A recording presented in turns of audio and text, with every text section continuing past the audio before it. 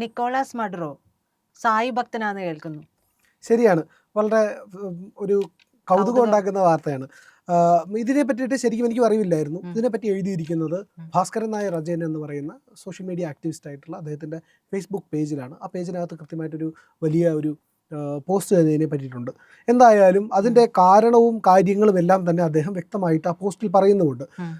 Venezuelan president Nicolas Maduro ഒരു സായി ഭക്തനായിരുന്നു, സത്യസായിയുടെ ഭക്തൻ. സത്യസായി ബാബയെ നമുക്കറിയാം, പുട്ടപർത്തിയിൽ ഉള്ളായിരുന്ന വലിയൊരു മത ആചാര്യൻ, അല്ലെങ്കിൽ സാമൂഹിക സാംസ്കാരിക മേഖലകളിലെല്ലാം പ്രവർത്തിച്ചിരുന്ന ഒരു ആത്മീയ ആചാര്യനായിരുന്നു സത്യസായി ബാബ എന്ന് പറഞ്ഞത്. സ്വാമിയുടെ സമാധി ദിനം പോലും വെനിസ്വേലയിൽ പൊതു അവധി ദിനമാണ് എന്നുള്ളതാണ്.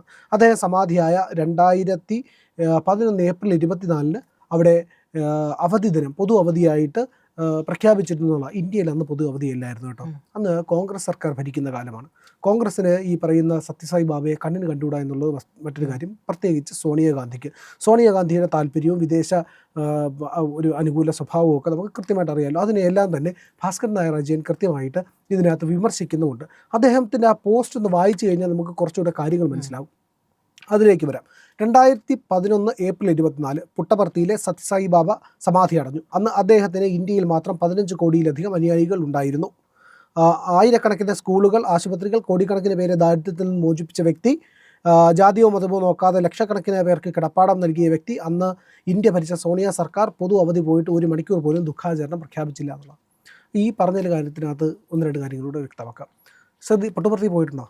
ഞാൻ പോയിട്ടില്ല. ഇല്ല. പുട്ടപർത്തി എന്ന് പറയുന്നത് ഒരു പ്രത്യേക സ്ഥലമാണ്. വളരെ കരുണ നിറഞ്ഞ, കാരുണ്യം തുളുമ്പുന്ന ഒരു പ്രദേശം. ആ പുട്ടപർത്തിയിൽ സത്യസായിയുടെ ആജ്ഞകളാണ് നടപ്പിലാകുന്നത്. സത്യസായി എന്തൊക്കെയാണ് ആജ്ഞ കൊടുക്കാറുള്ളത് എന്ന് പറഞ്ഞു കഴിഞ്ഞാൽ, എല്ലാവർക്കും സൗജന്യ ഭക്ഷണം, വസ്ത്രം, കുട്ടികൾക്ക് വിദ്യാഭ്യാസം, സൗജന്യ ചികിത്സ, കൊടിയ മാരക രോഗങ്ങൾക്ക് പോലും സൗജന്യമായ ചികിത്സ നൽകുന്ന ഒരു സ്ഥലമാണ് പുട്ടപർത്തി എന്നുള്ളത്. സത്യസായി എന്ന് പറയുന്ന കരുണാമയനായിട്ടുള്ള ആ വ്യക്തി, ആ മനുഷ്യൻ, ആ ദൈവ ചൈതന്യം തുളുമ്പുന്ന ആൾ. ഇങ്ങനെ നമ്മൾ, കാരണം നമ്മുടെ സങ്കല്പത്തിൽ, നമ്മുടെ ഈശ്വര സങ്കല്പത്തിൽ, ഹിന്ദുവിൻ്റെ ഈശ്വര സങ്കല്പത്തിൽ മനുഷ്യനായും വ്യക്തിയുമായും തന്നെയാണ് ദൈവത്തെ കാണാറുള്ളത്. മനുഷ്യനും വ്യക്തിയും ദൈവവും തമ്മിൽ യാതൊരു വ്യത്യാസവുമില്ല. പരനും ഞാനും ഭവാനും ഒന്നല്ലോ എന്നാണ് ഉള്ളൂർ പോലും എഴുതിയത്. അതായത് ഈശ്വരനും മനുഷ്യനും തമ്മിൽ വ്യത്യാസമില്ല എന്നുള്ളതാണ്. അപ്പോൾ ഭഗവാൻ സത്യസായി ബാബ എന്ന് വിളിച്ചാൽ പോലും അതിൽ യാതൊരു തെറ്റുമില്ല എന്നുള്ളതാണ്.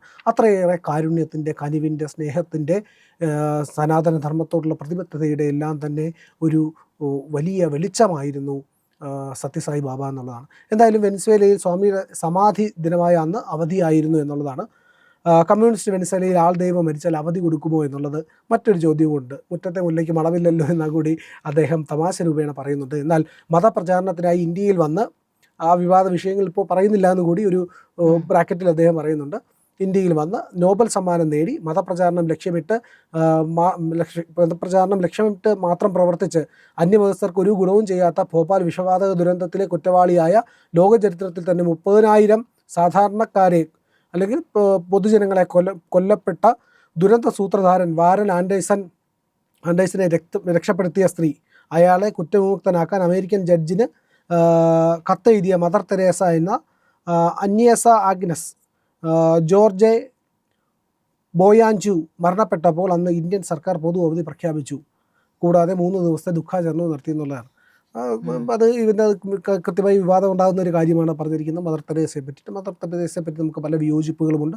വാസ്തവം തന്നെയാണ്, അദ്ദേഹം പറഞ്ഞിരിക്കുന്നതും ശരി തന്നെയാണ്. എന്തായാലും അദ്ദേഹം തുടർന്നെഴുതുന്നത് ഇങ്ങനെയാണ്: വാ, ഇന്ത്യ മതേതര രാജ്യമാണ്. ആ മതേതരത്വത്തിൽ ഹിന്ദു എന്ന ജന്തുക്കളെ കൂട്ടിയിട്ടില്ല. നമുക്ക് വിഷയത്തിലേക്ക് വരാം.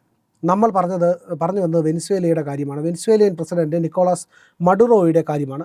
കത്തോലിക്കനായി വളർന്ന് പിന്നീട് കമ്മ്യൂണിസ്റ്റായി ഒരു രാജ്യത്തെ സ്വേച്ഛാധിപത്യത്തിലൂടെ തൻ്റെ നിയന്ത്രണത്തിൽ ഒതുക്കിയപ്പോഴും ആ ആത്മീയ വിഷയത്തിൽ അല്പം വ്യത്യസ്തനായിരുന്നു Venezuelan president Nicolas Maduro. 2005 India സന്ദർശന വേളയിലാണ് അദ്ദേഹം സായി ബാബയുമായി കൂടിക്കാഴ്ച നടത്തുകയും അദ്ദേഹത്തിൻ്റെ ഭക്തനായി മാറുകയും ചെയ്യുന്നത്. ഭാര്യ സിലിയ ഫ്ലോറസിലൂടെയാണ് നിക്കോളാസ് മഡുറോ സായി ബാബയെക്കുറിച്ച് അറിയുന്നത്. ബാബയിൽ വളരെ വിശ്വാസം അർപ്പിച്ചിരുന്ന ഭക്തയായിരുന്നു സിലിയ ഫ്ലോറസ്. വിവാഹിതരാകുന്നതിന് മുമ്പ്, ഏറെക്കാലം മുമ്പ്, സിലിയ ഫ്ലോറസും മഡുറോയും ഇന്ത്യയിലെത്തി സായിബാബയുമായി കൂടിക്കാഴ്ച നടത്തിയിരുന്നു എന്നുള്ളതാണ്. ഭാര്യയാണ് പലപ്പോഴും പലർക്കും ആത്മീയ കാര്യങ്ങളിലൊക്കെ പ്രചോദനമാവുക. ഇവിടെയും അത് സംഭവിച്ചു എന്നുള്ളത്. 2005 നടന്ന ഇന്ത്യയിലെത്തിയ മഡുറോ പ്രശാന്തി നിലയത്തിൽ എത്തി സായിബാബയുമായി ഒരു കൂടിക്കാഴ്ച നടത്തി. അന്നു മുതൽ സായിബാബയുടെ വിശ്വസ്തനായ ഭക്തനാണ് മഡുറോ. വെനിസ്വേലയിലെ കാരക്കാസിലെ മിറ ഫ്ലോറൻസ് പ്രസിഡൻഷ്യൽ പാലസിലെ മഡുറോയുടെ സ്വകാര്യ ഓഫീസിൽ സൈമൺ ബൊളിവർ, അദ്ദേഹത്തിൻ്റെ മുൻഗാമിയായ ഹ്യൂഗോ ഷാവോസ് തുടങ്ങിയ വിപ്ലവകാരികളുടെ അടുത്തായി സായിബാബയുടെ ഒരു വലിയ ഫ്രെയിം ചെയ്ത ചിത്രം അദ്ദേഹം സ്ഥാപിച്ചിട്ടുണ്ട്. 2011 ഏപ്രിലിൽ സായിബാബ മരിച്ചപ്പോൾ ഷാവോസ് സർക്കാരിൽ വിദേശിയായിരുന്ന മഡുറോ വെനിസ്വേലൻ ദേശീയ അസംബ്ലിയെ കൊണ്ട് സായിബാബയോടുള്ള ബഹുമാനാർത്ഥം ഒരു ഔദ്യോഗിക അനുശോചന പ്രമേയവും പാസാക്കിയിരുന്നു. മാനവികതയ്ക്ക് ഗുരു നൽകിയ ആത്മീയ സംഭാവനകളെ ആദരിക്കുന്നതിനായി വെനിസ്വേല ഒരു ദേശീയ ദുഃഖാചരണം പ്രഖ്യാപിക്കുന്നു എന്നായിരുന്നു അന്ന് മഡുറോ പുറത്തിറക്കിയ ഔദ്യോഗിക വാർത്താക്കുറിപ്പിൽ വ്യക്തമാക്കിയിരുന്നത്. ഏറ്റവും ഒടുവിൽ 2025 നവംബർ 23 സായിബാബയുടെ 100ാം ജന്മവാർഷികം ആഘോഷിക്കുന്ന വേളയിൽ പോലും അദ്ദേഹത്തിനെ പ്രത്യേകമായി അനുസ്മരിക്കാൻ മഡുറോ മറന്നില്ല. സായിബാബ തൻ്റെ ജീവിതത്തിലെ വെളിച്ചമാണെന്ന് അദ്ദേഹം സൂചിപ്പിച്ചു. സായിബാബയെ ദർശിച്ചതിലുള്ള ഓർമ്മ തൻ്റെ ജീവിതത്തിലെ ഒരു ശാശ്വതമായ സന്ദേശത്തിൻ്റെ ശക്തി പകരുന്നുവെന്നും സായിബാബയുടെ 100ാം ജന്മവാർഷിക വേളയിൽ നിക്കോളാസ് മഡുറോ വ്യക്തമാക്കിയിരുന്നു. ഇന്നിപ്പോൾ വെനിസ്വേലൻ പ്രസിഡന്റിനെയും ഭാര്യയെയും അമേരിക്ക അറസ്റ്റ് ചെയ്ത് ന്യൂയോർക്കിലെത്തിച്ച് ചോദ്യം ചെയ്യുമ്പോൾ അതിനെ കേരളത്തിൽ പ്രതിഷേധിക്കുന്ന ചിലരുടെ അറിവിലേക്കാണ് ഞാനിത് പറഞ്ഞത്. ഇന്ത്യയിൽ ജനിച്ച ആത്മീയ ഗുരുക്കളെ കേരള സർക്കാർ പുച്ഛത്തോടെ കാണുമ്പോൾ അതേ പ്രത്യയശാസ്ത്രം പേറുന്ന വിദേശികൾ കണ്ണിലെ കൃഷ്ണമണിയെ പോലെ സംരക്ഷിക്കുന്നു എന്ന് കാണിക്കാനാണ് ഈ പോസ്റ്റ് എന്നുള്ളത്. നമുക്കറിയാമല്ലോ, ഇവിടെ സന്യാസി വേട്ട നടന്ന നാടാണ്. കേരളം സന്യാസി വേട്ട നടന്നതാണ്. കമ്മ്യൂണിസ്റ്റുകളെല്ലാം കൂടെ ചേർന്നിട്ട് അന്ന് സന്തോഷ് പട്ടിൻ്റെ വിവാദം ഉണ്ടായപ്പോഴത്തേക്കുള്ള ആശ്രമങ്ങളെല്ലാം അടിച്ച് തകർത്ത് ജടാധാരിയായ സന്യാസിയെ, കണ്ണൂരിലുള്ള ഒരു സന്യാസിയുടെ ജട അടക്കം ഷേവ് ചെയ്ത് കളഞ്ഞു, തലമുണ്ടനം ചെയ്യിച്ചു. സന്യാസിയുടെ ജഡമുണ്ടനം ചെയ്യിച്ച അത്രയ്ക്ക് നരാധവന്മാരുള്ള നാടാണ് കേരളം എന്നിരിക്കെയാണ് ഒരു വലിയ ആത്മീയാചാര്യനെ വിദേശിയായ ഒരു കമ്മ്യൂണിസ്റ്റുകാരൻ ആദരവോടുകൂടി കാണുന്നത്. അപ്പോൾ ഇവിടുത്തെ കമ്മ്യൂണിസ്റ്റുകാർക്ക് ഇതേപ്പറ്റി പറഞ്ഞാൽ മനസ്സിലാവില്ല. കാരണം അവന്മാർക്ക് തലയ്ക്ക് ആൾതാമസമില്ല. അതുകൊണ്ടാണല്ലോ അവന്മാർ കമ്മ്യൂണിസ്റ്റുകാരായത്. അപ്പോൾ അത് വകതിരിവില്ലാത്ത ആൾക്കാരെ വിളിക്കുന്ന പേരാണ് കമ്മ്യൂണിസ്റ്റ് എന്ന് പറഞ്ഞു കഴിഞ്ഞാൽ ഒരു തെറ്റുമുണ്ടാകില്ല എന്നുള്ളതാണ്. എന്തായാലും ഇത്തരത്തിലാണ് അവരുടെ മഡുറോയുടെ ആത്മീയ ബോധം എന്ന് പറയുന്നത് മറ്റൊരു തരത്തിലായിരിക്കുകയാണ്. അവർക്ക് കൃത്യമായിട്ട് കാര്യങ്ങൾ അറിയാം. ഇവിടെ അറിയാൻ പാടില്ലാത്തത് കൊണ്ടല്ല, മനഃപൂർവ്വമാണ്. കാരണം ഹൈന്ദവമായിട്ടുള്ള ഒരു ശരിയെ മനസ്സിലാക്കിയാൽ തങ്ങൾ അതിനെ ബഹുമാനിക്കുന്നുവെന്ന് കണ്ടു കഴിഞ്ഞാൽ അത് വളരുകയും അത് പുരോഗമിക്കുകയും അത് ഈ നാടിന് ശരിയായിട്ടുള്ള ബോധവും ദിശയും നൽകുകയും ചെയ്താൽ ഇവരുടെ ഈ പിപ്പിടിക്കളിയൊന്നും ഇവിടെ നടക്കില്ല എന്നുള്ളത് ഇവർക്ക് കൃത്യമായി ബോധ്യമുണ്ട്. അതുകൊണ്ട് തന്നെയാണ് ശരിയായ മൂല്യങ്ങളെ ശരിയായ രീതിയിൽ കാണിക്കാതെ ഇവർ വക്രീകരിച്ചു കൊണ്ടിരിക്കുന്നത്. മഡുറോയ്ക്ക് വലിയ ഭക്തി സായിബാബയോട് ഉണ്ടായിരുന്നു എന്ന് വെളിവാക്കുന്ന കാര്യമാണ് ഇവിടെ നിന്ന് നമുക്ക് മനസ്സിലാകുന്നത്. നമുക്കറിയാം, വിദേശികളായിട്ടുള്ള നിരവധി ആൾക്കാർ വിവിധ സംഘടനകളുമായിട്ട് ബന്ധപ്പെട്ട് ഇന്ത്യയിൽ എത്തുന്നുണ്ട്. ഇസ്കോണുമായിട്ട് ബന്ധപ്പെട്ട് എത്തുന്നുണ്ട്, മാതാമൃതാനന്ദമയി പടമായിട്ട് ബന്ധപ്പെട്ടെത്തുന്നുണ്ട്, സദ്ഗുരു ജഗ്ഗി വാസുദേവുമായി ബന്ധപ്പെട്ട് എത്തുന്നു. നൂറുകണക്കിന് ആയിരക്കണക്കിന് വിദേശികൾ വരുന്ന ആശ്രമങ്ങൾ നമ്മുടെ ഉത്തരേന്ത്യയിലും ദക്ഷിണേന്ത്യയിലുമായിട്ട് നിരവധിയുണ്ട്. വിദേശത്ത് പ്രവർത്തിക്കുന്ന ആയിരക്കണക്കിന് ആശ്രമങ്ങൾ, ഇന്ത്യയിൽ നിന്നുള്ള ആയിരക്കണക്കിന് ആശ്രമങ്ങൾ. അപ്പോൾ ഇത്തരത്തിൽ ഇന്ത്യയുടെ മൂല്യം, ഇന്ത്യയുടെ ആത്മീയതയൊക്കെ വലിയ ഉയർന്ന തലത്തിൽ നിലനിൽക്കുകയാണ് എന്നുള്ളതാണ്. ഇവന്മാർക്ക് അറിഞ്ഞുകൂടാത്ത, കമ്മ്യൂണിസ്റ്റുകൾക്ക് അറിഞ്ഞുകൂടാത്ത ഒരു മറ്റൊരു കാര്യം കൂടെ ഉണ്ട്. ഇവർ സദ്ദാം ഹുസൈന് വേണ്ടിയിട്ട് ലോകത്ത് ആദ്യമായിട്ട് പ്രകടനം നടത്തിയ കേരളത്തിലാണെന്നല്ലേ പറയുന്നത്. ഒന്ന് ആലോചിച്ച് നോക്കൂ, സദ്ദാം ഹുസൈൻ എന്താ ചെയ്തത്? സദ്ദാം ഹുസൈൻ ഇറാഖിൽ അധികാരത്തിലെത്തിയപ്പോൾ എന്താ ചെയ്തതെന്ന് പറഞ്ഞു കഴിഞ്ഞാൽ അവിടുത്തെ കമ്മ്യൂണിസ്റ്റുകളെ ആദ്യം കൊന്നുകളയുക ചെയ്തത്.